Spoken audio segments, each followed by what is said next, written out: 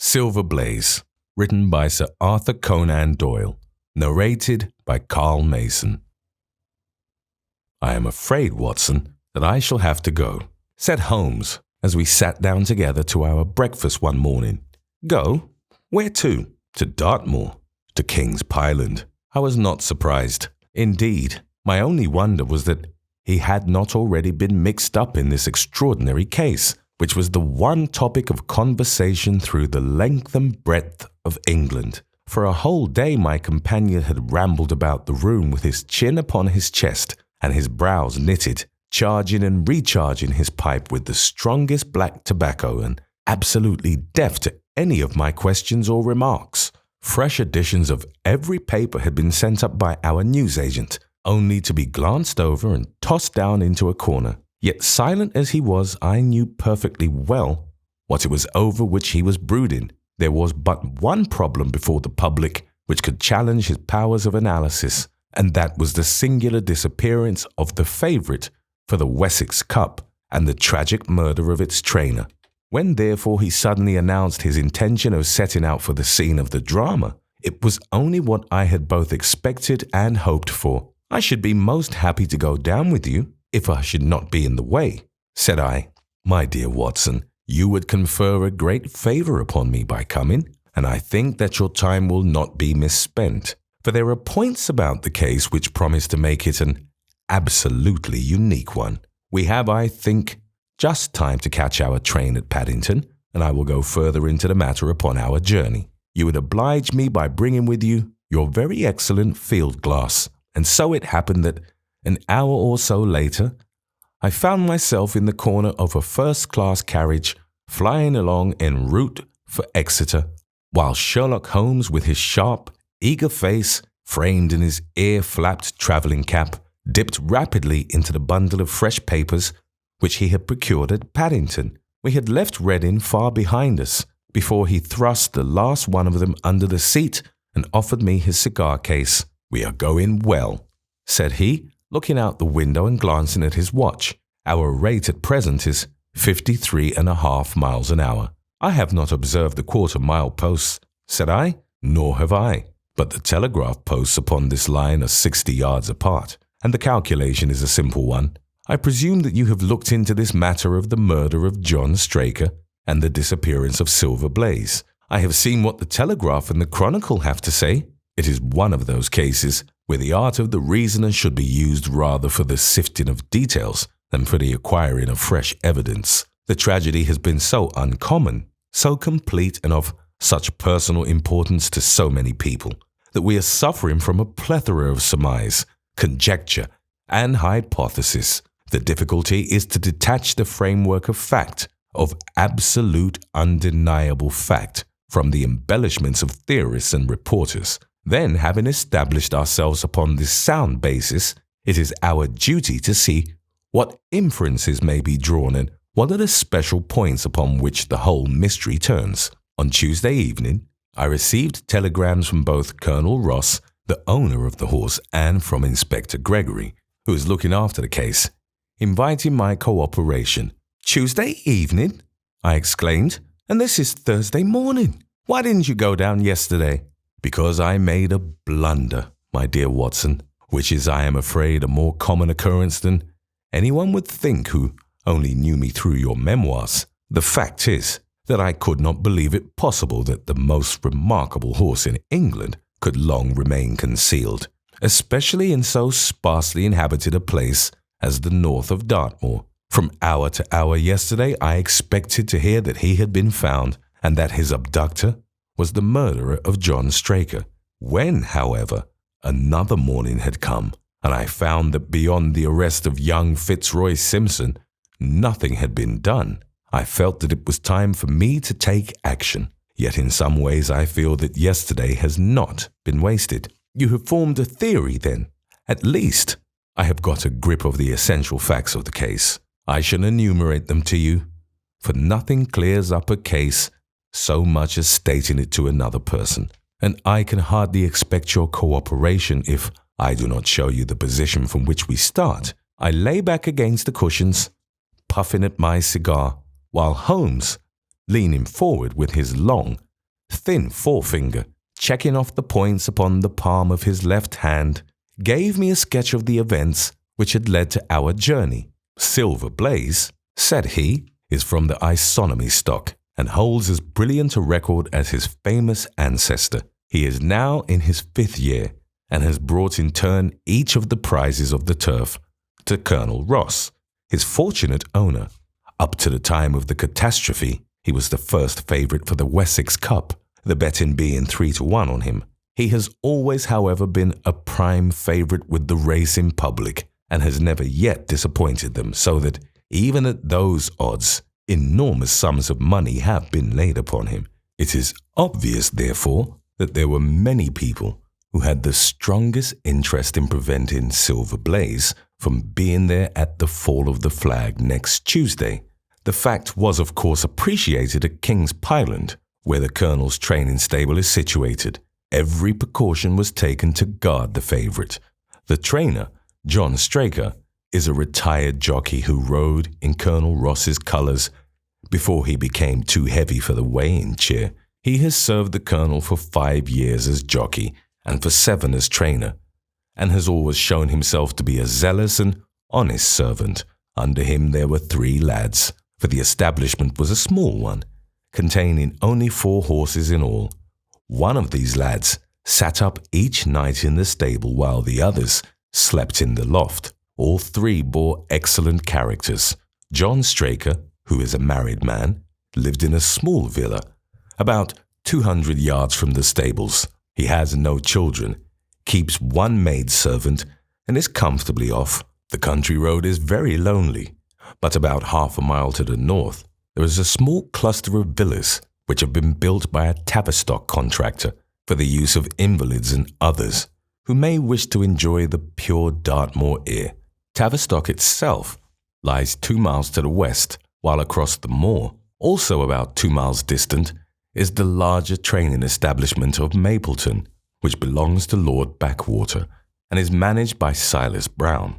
In every other direction, the moor is a complete wilderness, inhabited only by a few roaming gypsies.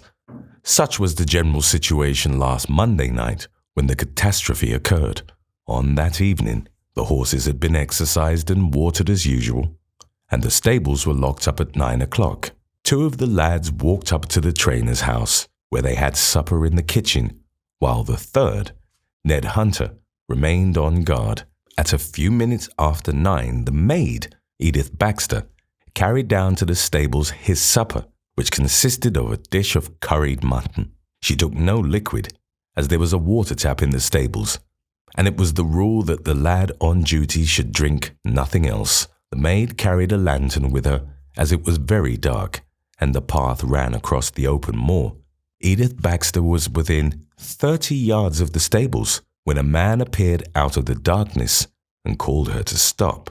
As he stepped into the circle of yellow light thrown by the lantern, she saw that he was a person of gentlemanly bearing, dressed in a grey suit of tweeds with a cloth cap. He wore gaiters and carried a heavy stick with a knob to it. She was most impressed, however, by the extreme pallor of his face and by the nervousness of his manner. His age, she thought, would be rather over 30 than under it. "Can you tell me where I am?"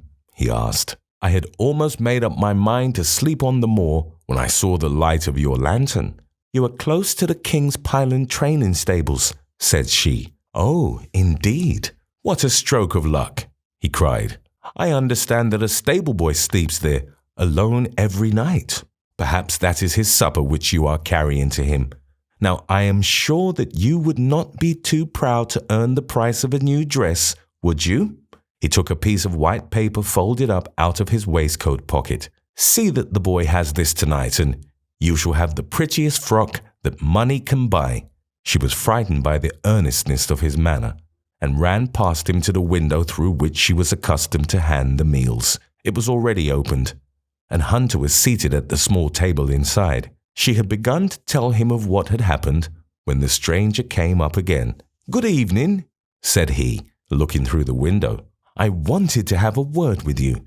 The girl has sworn that as he spoke, she noticed the corner of the little paper packet protruding from his closed hand.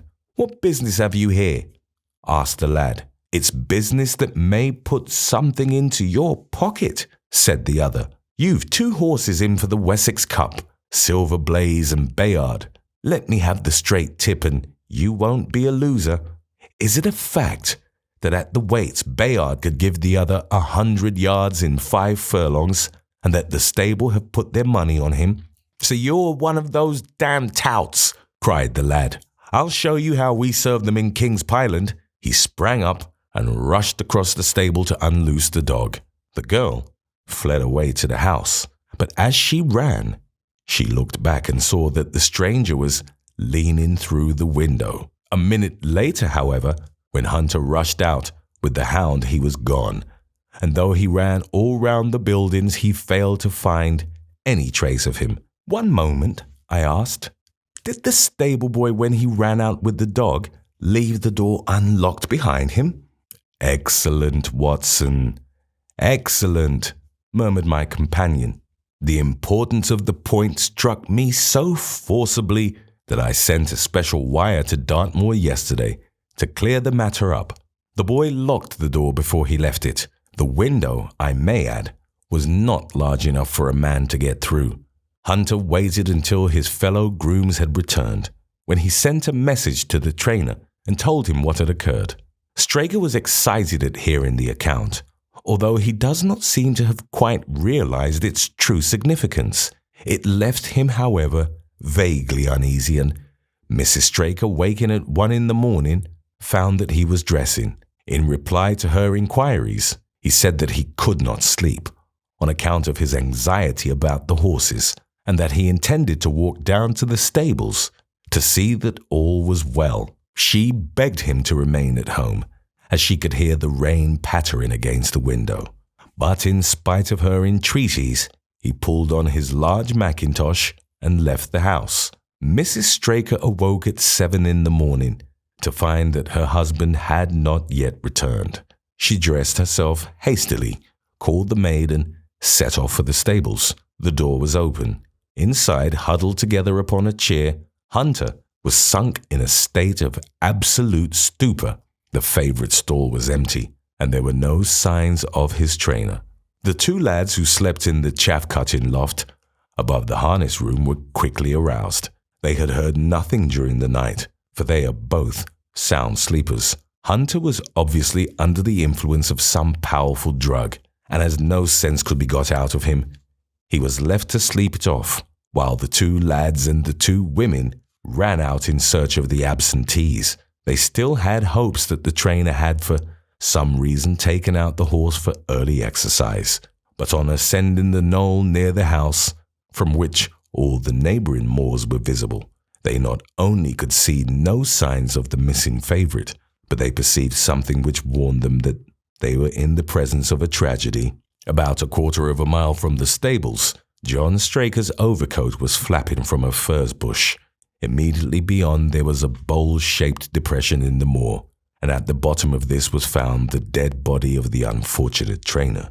His head had been shattered by a savage blow from some heavy weapon, and he was wounded on the thigh where there was a long, clean cut, inflicted evidently by some very sharp instrument.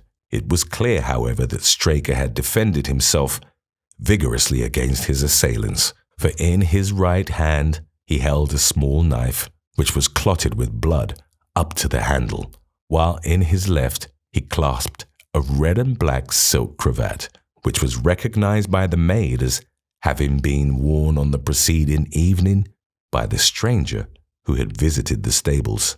Hunter, on recovering from his stupor, was also quite positive as to the ownership of the cravat. He was equally certain that the same stranger had, while standing at the window, drugged his curried mutton, and so deprived the stables of their watchman. As to the missing horse, there were abundant proofs in the mud which lay at the bottom of the fatal hollow that he had been there at the time of the struggle. But from that morning he has disappeared, and although a large reward has been offered, and all the gypsies of Dartmoor are on the alert, no news has come of him. Finally, an analysis has shown that the remains of his supper left by the stable lad contain an appreciable quantity of powdered opium, while the people at the house partook of the same dish on the same night without any ill effect. Those are the main facts of the case, stripped of all surmise and stated as boldly as possible. I shall now recapitulate what the police have done in the matter. Inspector Gregory, to whom the case has been committed, is an extremely competent officer. Were he but gifted with imagination, he might rise to great heights in his profession. On his arrival, he promptly found and arrested the man upon whom suspicion naturally rested. There was little difficulty in finding him, for he inhabited one of those villas which I have mentioned. His name, it appears, was Fitzroy Simpson. He was a man of excellent birth and education, who had squandered a fortune upon the turf, and who lived now by doing a little quiet and genteel bookmaking in the sporting clubs of London. An examination of his betting book shows that bets to the amount of £5,000 had been registered by him against the favourite. On being arrested, he volunteered the statement that he had come down to Dartmoor in the hope of getting some information about the King's Pyland horses, and also about Desborough, the second favourite, which was in charge of Silas Brown at the Mapleton stables. He did not attempt to deny that he had acted as described upon the evening before, but declared that he had no sinister designs and had simply wished to obtain first-hand information.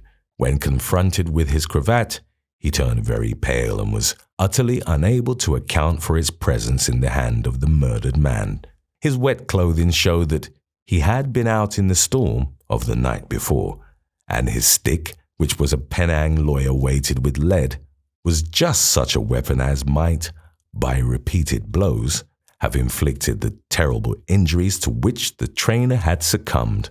On the other hand, there was no wound upon his person, while the state of Straker's knife would show that one at least of his assailants must bear his mark upon him. There you have it all in a nutshell, Watson, and if you can give me any light, I shall be infinitely obliged to you.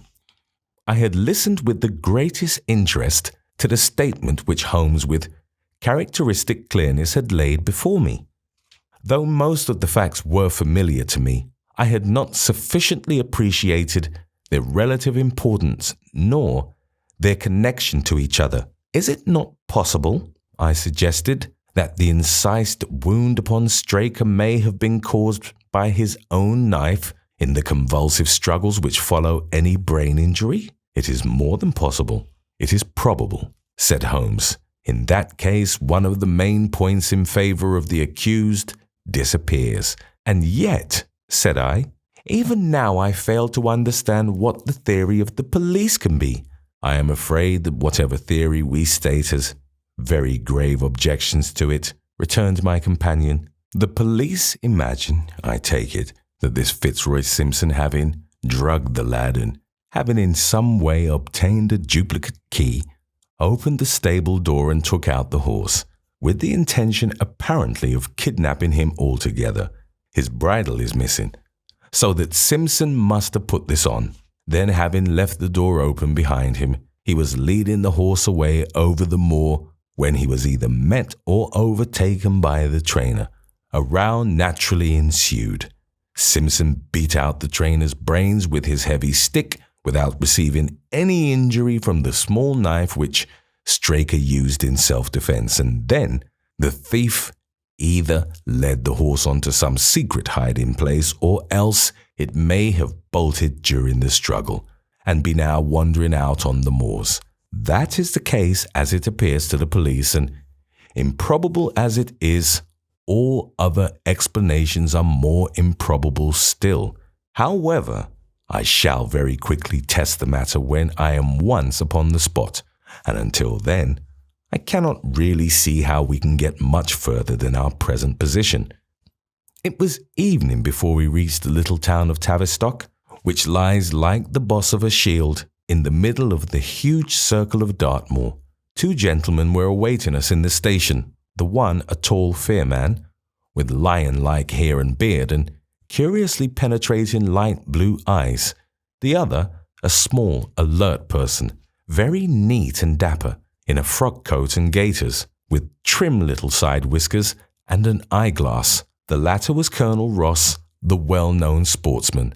The other, Inspector Gregory, a man who was rapidly making his name in the English detective service. "I am delighted that you have come down, Mr. Holmes," said the Colonel. "The inspector here has done all that could possibly be suggested, but I wish to leave no stone unturned in trying to avenge poor Straker and in recovering my horse." "Have there been any fresh developments?" asked Holmes. "I am sorry to say that we have made very little progress," said the inspector. "We have an open carriage outside, and as you would no doubt like to see the place before the light fails, we might talk it over as we drive." A minute later, we were all seated in a comfortable landau and were rattling through the quaint old Devonshire city. Inspector Gregory was full of his case and poured out a stream of remarks, while Holmes threw in an occasional question or interjection. Colonel Ross leaned back with his arms folded and his hat tilted over his eyes, while I listened with interest to the dialogue of the two detectives. Gregory was formulating his theory, which was almost exactly what Holmes had foretold in the train. "The net is drawn pretty close round Fitzroy Simpson," he remarked, "and I believe myself that he is our man. At the same time, I recognize that the evidence is purely circumstantial and that some new development may upset it. How about Straker's knife? We have quite come to the conclusion that he wounded himself in his fall. My friend, Dr. Watson, made that suggestion to me as we came down. If so, it would tell against this man Simpson. Undoubtedly, he has neither a knife nor any sign of a wound. The evidence against him is certainly very strong. He had a great interest in the disappearance of the favourite. He lies under suspicion of having poisoned the stable boy. He was undoubtedly out in the storm. He was armed with a heavy stick, and his cravat was found in the dead man's hand. I really think we have enough to go before a jury." Holmes shook his head. "A clever counsel would tear it all to rags," said he. "Why should he take the horse out of the stable? If he wished to injure it, why could he not do it there? Has a duplicate key been found in his possession? What chemist sold him the powdered opium? Above all, where could he, a stranger to the district, hide a horse, and such a horse as this? What is his own explanation as to the paper which he wished the maid to give to the stable boy? He says that it was a £10 note. One was found in his purse, but your other difficulties are not so formidable as they seem. He is not a stranger to the district. He has twice lodged at Tavistock in the summer. The opium was probably brought from London. The key, having served its purpose, would be hurled away. The horse may be at the bottom of one of the pits or old mines upon the moor. What does he say about the cravat? He acknowledges that it is his and declares that he had lost it, but a new element has been introduced into the case, which may account for his leading the horse from the stable." Holmes pricked up his ears. "We have found traces which show that a party of gypsies encamped on Monday night within a mile of the spot where the murder took place. On Tuesday they were gone. Now, presuming that there was some understanding between Simpson and these gypsies, might he not have been leading the horse to them when he was overtaken? And may they not have him now? It is certainly possible. The moor is being scoured for these gypsies. I have also examined every stable and outhouse in Tavistock, and for a radius of 10 miles. There is another training stable, quite close, I understand." "Yes, and that is a factor which we must certainly not neglect. As Desborough, their horse was second in the betting. They had an interest in the disappearance of the favourite. Silas Brown, the trainer, is known to have had large bets upon the event, and he was no friend to poor Straker. We have, however, examined the stables, and there is nothing to connect him with the affair." "And nothing to connect this man Simpson with the interests of the Mapleton stables?" "Nothing at all." Holmes leaned back in the carriage, and the conversation ceased. A few minutes later, our driver pulled up at a neat little red brick villa with overhanging eaves, which stood by the road. Some distance off, across a paddock, lay a long grey-tiled outbuilding. In every other direction, the low curves of the moor, bronze-coloured from the fading ferns, stretched away to the skyline, broken only by the steeples of Tavistock and by a cluster of houses away to the westward, which marked the Mapleton stables. We all sprang out with the exception of Holmes, who continued to lean back with his eyes fixed upon the sky in front of him, entirely absorbed in his own thoughts. It was only when I touched his arm that he roused himself with a violent start and stepped out of the carriage. "Excuse me," said he, turning to Colonel Ross, who had looked at him in some surprise. I was daydreaming. There was a gleam in his eye and a suppressed excitement in his manner which convinced me, used as I was to his ways, that his hand was upon a clue, though I could not imagine where he had found it. "Perhaps you would prefer at once to go on to the scene of the crime, Mr. Holmes," said Gregory. "I think that I should prefer to stay here a little and go into one or two questions of detail. Straker was brought back here, I presume?" "Yes, he lies upstairs. The inquest is tomorrow. He has been in your service some years, Colonel Ross? I have always found him an excellent servant." "I presume that you made an inventory of what he had in his pockets at the time of his death, Inspector?" "I have the things themselves in the sitting room. If you would care to see them, I should be very glad." We all filed into the front room and sat round the central table while the inspector unlocked a square tin box and laid a small heap of things before us. There was a box of Vestas, 2 inches of tallow candle, an ADP briar root pipe, a pouch of sealskin with half an ounce of long-cut Cavendish, a silver watch with a gold chain, 5 sovereigns in gold, an aluminium pencil case, a few papers, and an ivory-handled knife with a very delicate, inflexible blade marked Weiss & Co., London. "This is a very singular knife," said Holmes, lifting it up and examining it minutely.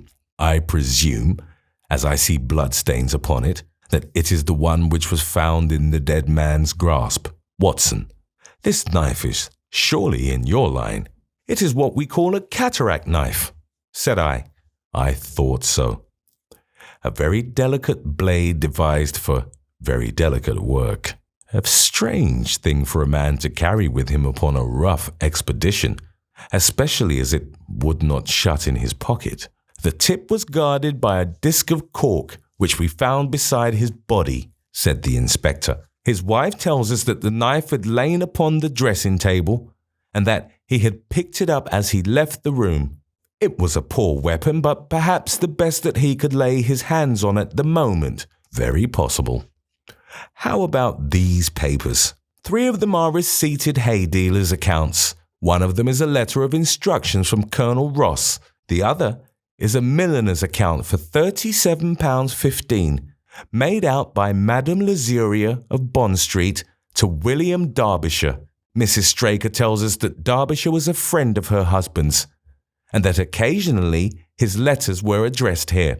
"Madame Derbyshire had somewhat expensive tastes," remarked Holmes, glancing down the account. 22 guineas is rather heavy for a single costume.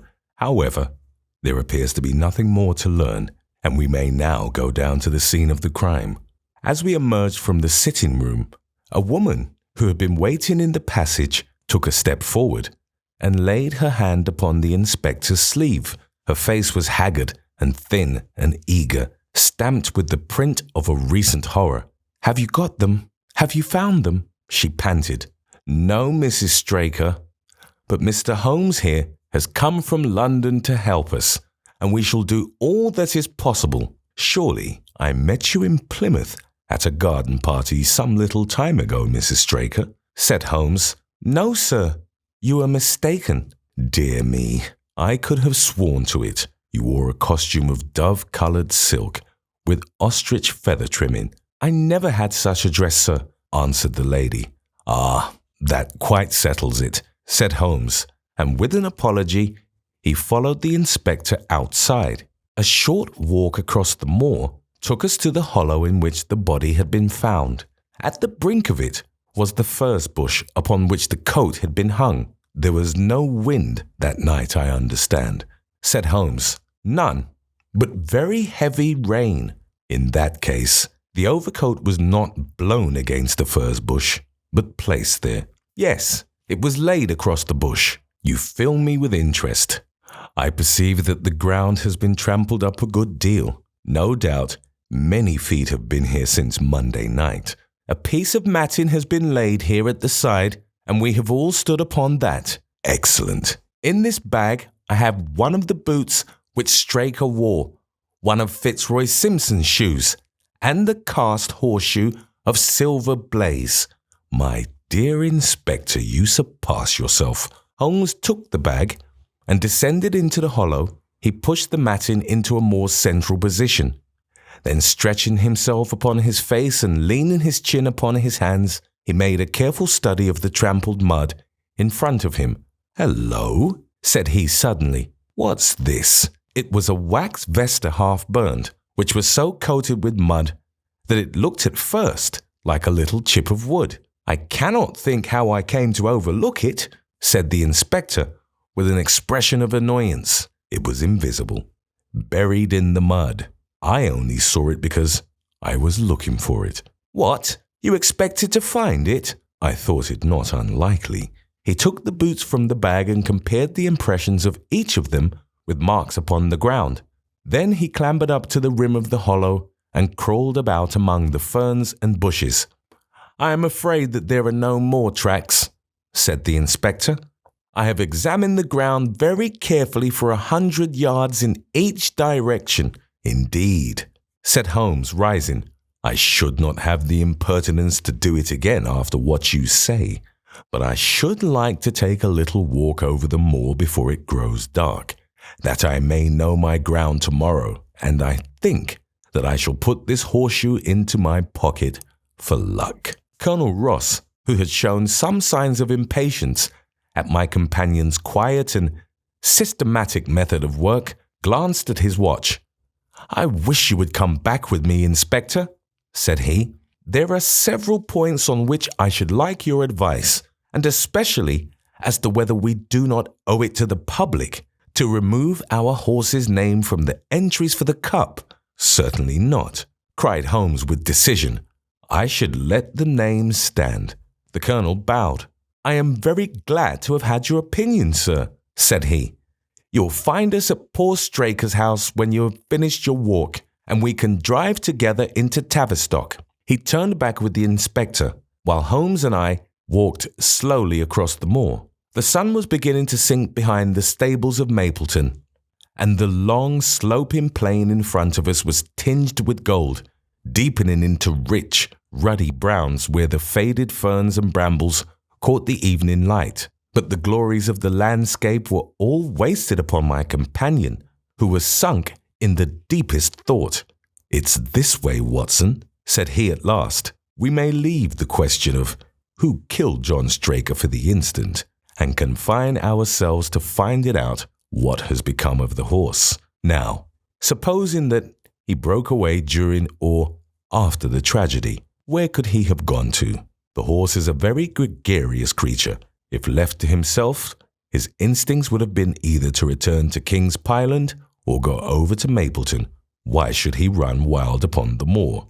He would surely have been seen by now.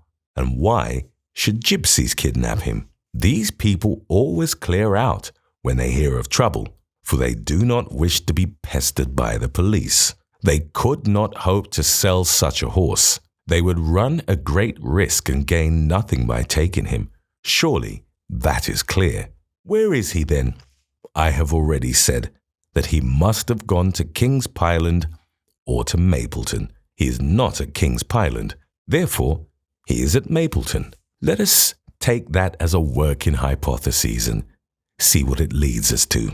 This part of the moor, as the inspector remarked, is very hard and dry, but it falls away towards Mapleton, and you can see from here that there is a long hollow over yonder, which must have been very wet on Monday night. If our supposition is correct, then the horse must have crossed that, and there is a point where we should look for his tracks. We had been walking briskly during this conversation, and a few more minutes brought us to the hollow in question. At Holmes's request, I walked down the bank to the right, and he to the left, but I had not taken 50 paces before I heard him give a shout, and saw him waving his hand to me. The track of a horse was plainly outlined in the soft earth in front of him, and the shoe which he took from his pocket exactly fitted the impression. "See the value of imagination," said Holmes. "It is the one quality which Gregory lacks. We imagined what might have happened, acted upon the supposition, and find ourselves justified. Let us proceed." We crossed the marshy bottom and passed over a quarter of a mile of dry, hard turf. Again the ground sloped, and again we came upon the tracks. Then we lost them for half a mile, but only to pick them up once more quite close to Mapleton. It was Holmes who saw them first, and he stood pointing with a look of triumph upon his face. A man's track was visible beside the horse's. "The horse was alone before," I cried. "Quite so.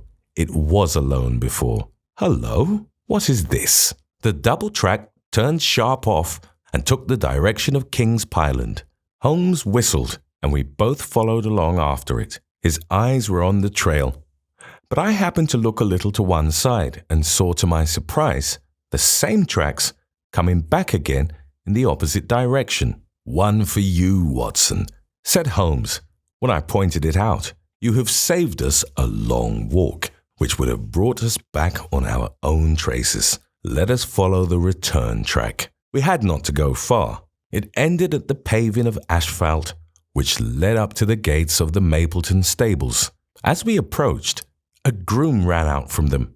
"We don't want any loiterers about here," said he. "I only wish to ask a question," said Holmes, with his finger and thumb in his waistcoat pocket. "Should I be too early to see your master, Mr. Silas Brown, if I were to call at 5 o'clock tomorrow morning?" "Bless you, sir, if anyone is about, he will be, for he is always the first stirring. But here he is, sir, to answer your questions for himself." "No, sir, no. It is much as my place is worth to let him see me touch your money. Afterwards, if you like." As Sherlock Holmes replaced the half-crown which he had drawn from his pocket, a fierce-looking elderly man strode out from the gate with a hunting crop swinging in his hand. "What's this, Dawson?" he cried. "No gossiping.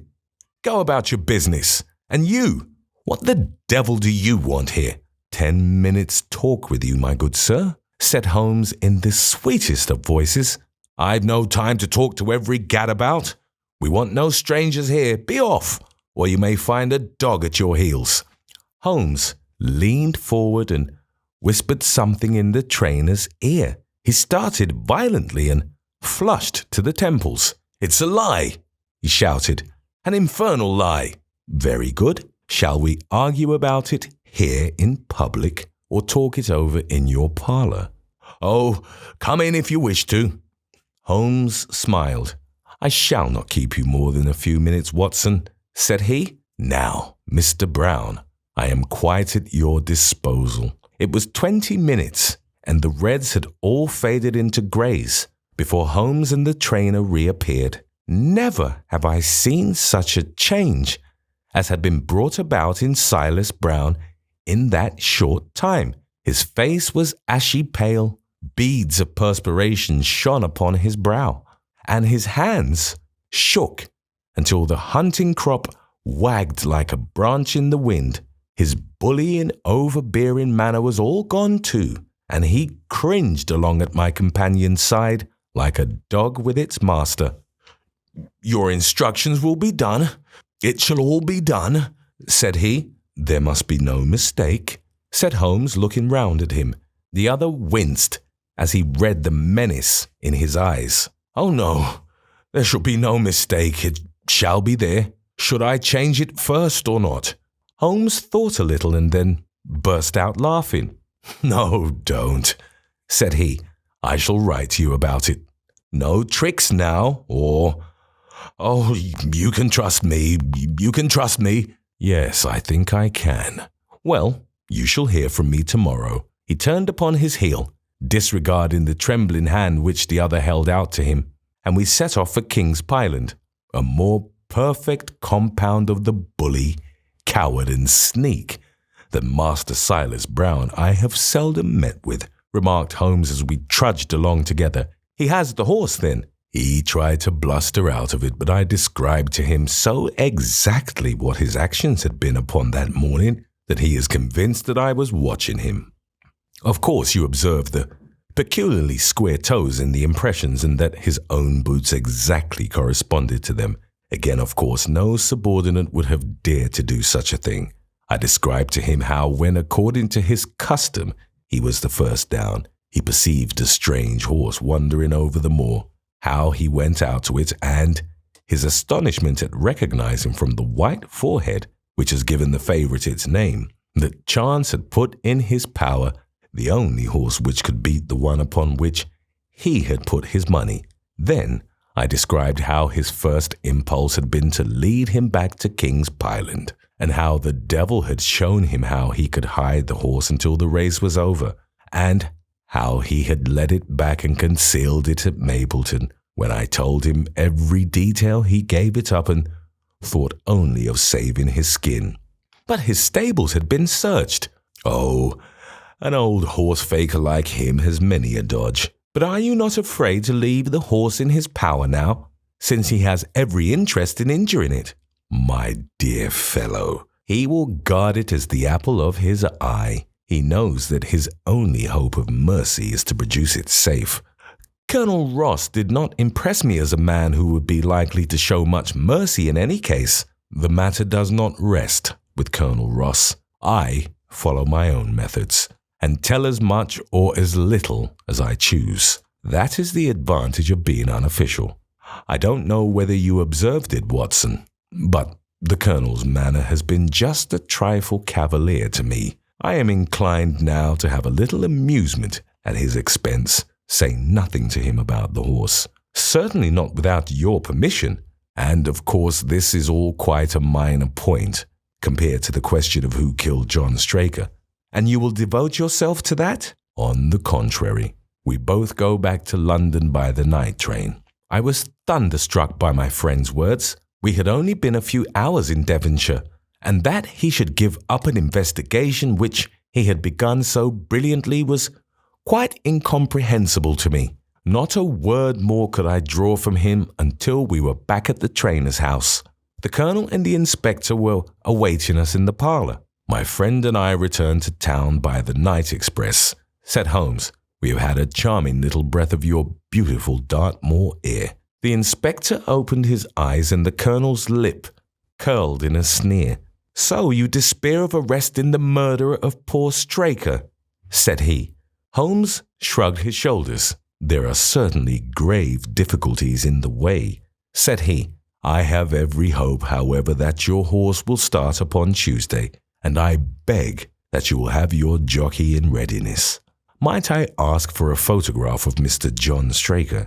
The Inspector took one from an envelope and handed it to him. "My dear Gregory, you anticipate all my wants. If I might ask you to wait here for an instant, I have a question which I should like to put to the maid. I must say that I am rather disappointed in our London consultant," said Colonel Ross bluntly as my friend left the room. "I do not see that we are any further than when he came." "At least you have his assurance that your horse will run," said I. "Yes, I have his assurance," said the Colonel with a shrug of his shoulders. "I should prefer to have the horse." I was about to make some reply in defense of my friend when he entered the room again. "Now, gentlemen," said he, "I am quite ready for Tavistock." As we stepped into the carriage, one of the stable lads held the door open for us. A sudden idea seemed to occur to Holmes, for he leaned forward and touched the lad upon the sleeve. "You have a few sheep in the paddock," he said. "Who attends to them?" "I do, sir," Have you noticed anything amiss with them of late? Well, sir, not of much account, but 3 of them have gone lame, sir. I could see that Holmes was extremely pleased, for he chuckled and rubbed his hands together. A long shot, Watson. A very long shot, said he, pinching my arm. Gregory, let me recommend to your attention this singular epidemic among the sheep. Drive on, coachman. Colonel Ross still wore an expression which showed the poor opinion which he had formed of my companion's ability, but I saw by the inspector's face that his attention had been keenly aroused. You consider that to be important? He asked. Exceedingly so. Is there any point to which you would wish to draw my attention? To the curious incident of the dog in the night time. The dog did nothing in the night time. That was the curious incident, remarked Sherlock Holmes. 4 days later, Holmes and I were again in the train bound for Winchester to see the race for the Wessex Cup. Colonel Ross met us by appointment outside the station, and we drove in his drag to the course beyond the town. His face was grave and his manner was cold in the extreme. I have seen nothing of my horse, said he. I suppose that you would know him when you saw him, asked Holmes. The colonel was very angry. I have been on the turf for 20 years and never was asked such a question as that before, said he. A child with no silver blaze, with his white forehead and his mottled off foreleg. How is the betting? Well, that is the curious part of it. You could have got 15 to 1 yesterday, but the price has become shorter and shorter, until you can hardly get 3 to 1 now. Said Holmes. Somebody knows something. That is clear. As the drag drew up in the enclosure near the grandstand, I glanced at the card to see the entries. It ran Wessex Plate, 50 sovs each, HFT, with 1,000 sovs added for 4 and 5-year-olds. Second, £300. Third, £200. New course, 1 mile and 5 furlongs. Number 1, Mr. Heath's Newton, the Negro, red cap, cinnamon jacket. Number 2, Colonel Wardlaw's Pugilist, pink cap, blue and black jacket. Number 3, Lord Backwater's Desborough, yellow cap and sleeves. Number 4, Colonel Ross's Silver Blaze, black cap, red jacket. Number 5, Duke of Balmoral's Iris, yellow and black stripes. Number 6, Lord Singleford's Rasper, purple cap, black sleeves. We scratched our other one and put all hopes on your word, said the colonel.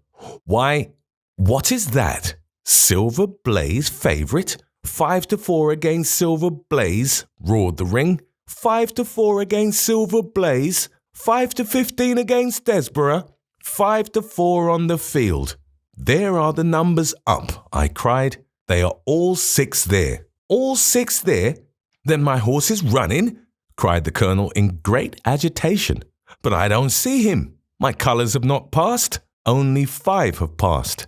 This must be he. As I spoke, a powerful bay horse swept out from the weighing enclosure and cantered past us, bearing on its back the well-known black and red of the colonel. That's not my horse, cried the owner. That beast has not a white hair upon its body. What is this that you have done, Mr. Holmes? Well, let us see how he gets on, said my friend imperturbably. For a few minutes he gazed through my field glass. Capital. An excellent start, he cried suddenly. There they are, coming round the curve. From our drag we had a superb view as they came up the straight. The 6 horses were so close together that a carpet could have covered them. But halfway up, the yellow of the Mapleton stable showed to the front. Before they reached us, however, Desborough's bolt was shot, and the colonel's horse, coming away with a rush, passed the post a good 6 lengths before its rival, the Duke of Balmoral's Iris making a bad third. It's my race anyhow, gasped the colonel, passing his hand over his eyes. I can confess that I can make neither head nor tail of it. Don't you think that you have kept up your mystery long enough, Mr. Holmes? Certainly, Colonel. You shall know everything. Let us all go round and have a look at the horse together. Here he is," he continued, as we made our way into the weighing enclosure where only owners and their friends find admittance. "You have only to wash his face and his legs in spirits of wine, and you will find that he is the same old silver blaze as ever." "You take my breath away." "I found him in the hands of a faker, and took the liberty of running him just as he was sent over." "My dear sir, you have done wonders. The horse looks very fit and well. It never went better in its life.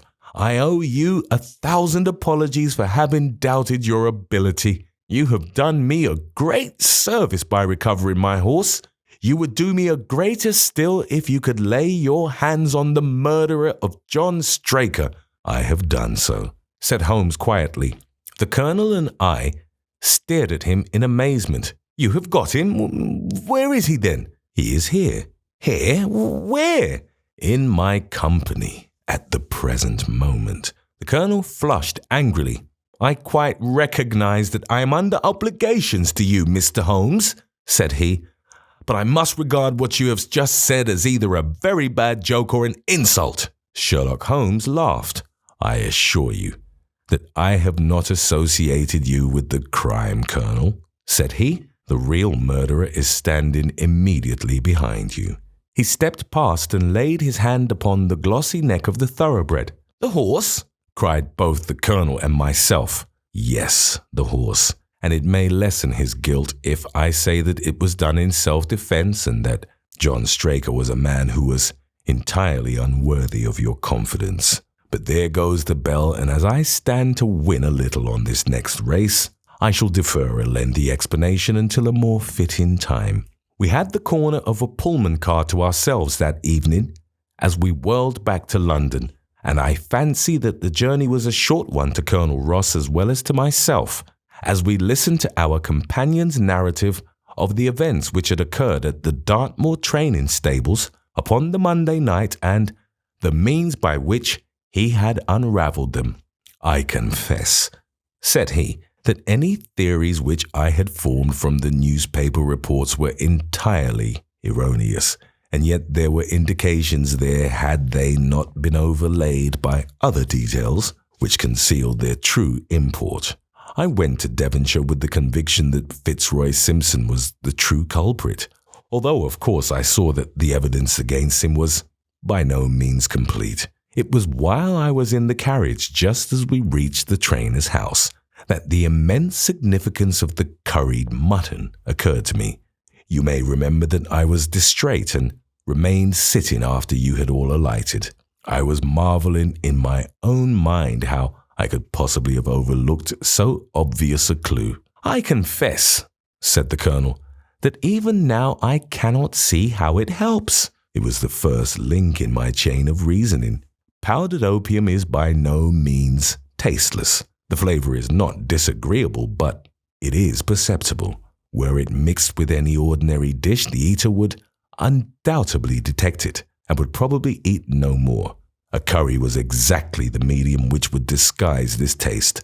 By no possible supposition could this stranger, Fitzroy Simpson, have caused curry to be served in the trainer's family that night, and it is surely too monstrous a coincidence to suppose that he happened to come along with powdered opium upon the very night when a dish happened to be served which would disguise the flavor. That is unthinkable.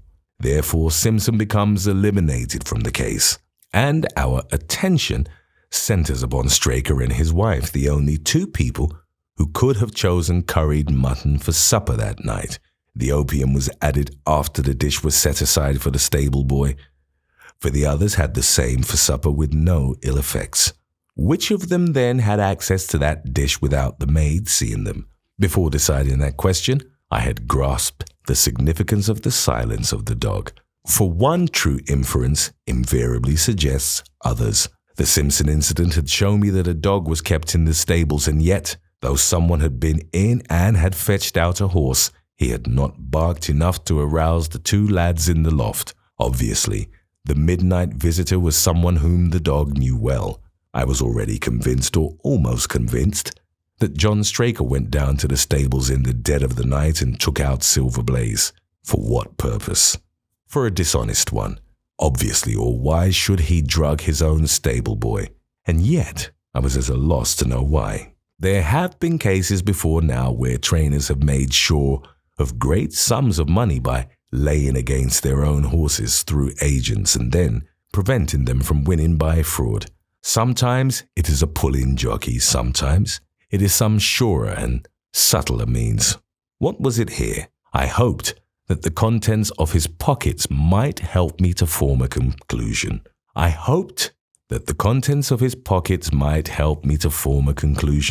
And they did so.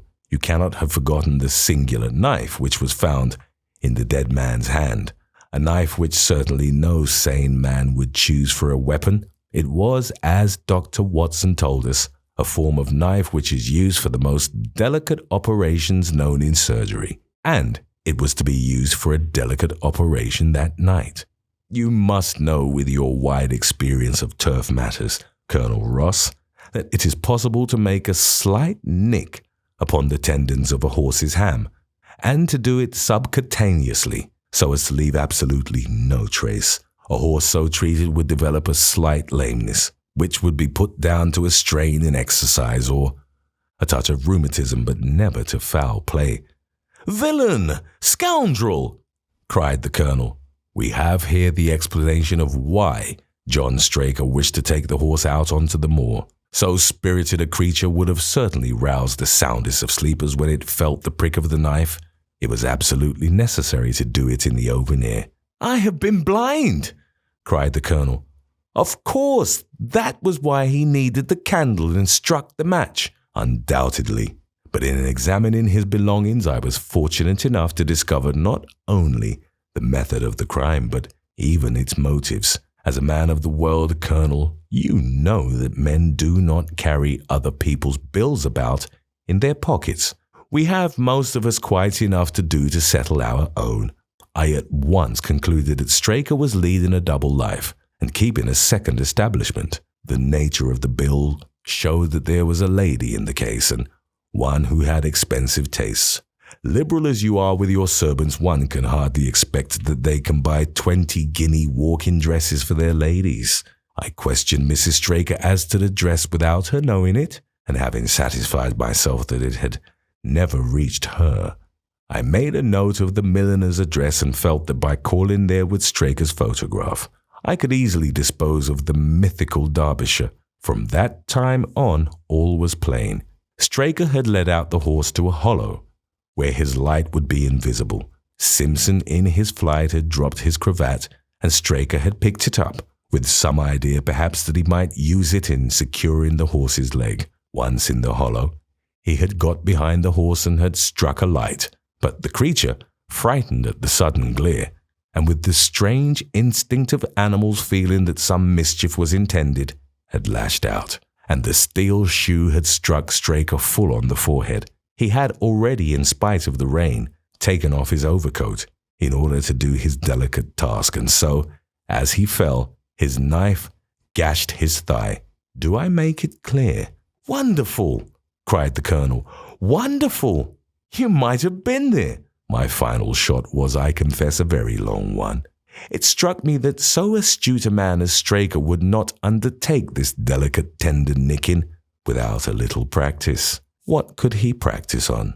My eyes fell upon the sheep, and I asked a question which, rather to my surprise, showed that my surmise was correct. When I returned to London, I called upon the milliner, who had recognized Straker as an excellent customer of the name of Derbyshire, who had a very dashing wife with a strong partiality for expensive dresses.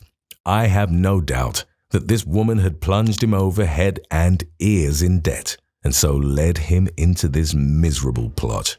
"You have explained all but one thing," cried the colonel. "Where was the horse?" "Ah, it bolted, and was cared for by one of your neighbours. We must have an amnesty in that direction, I think. This is Clapham Junction, if I am not mistaken, and we shall be in Victoria in less than 10 minutes. If you care to smoke a cigar in our rooms, Colonel, I shall be happy to give you any other details which might interest you.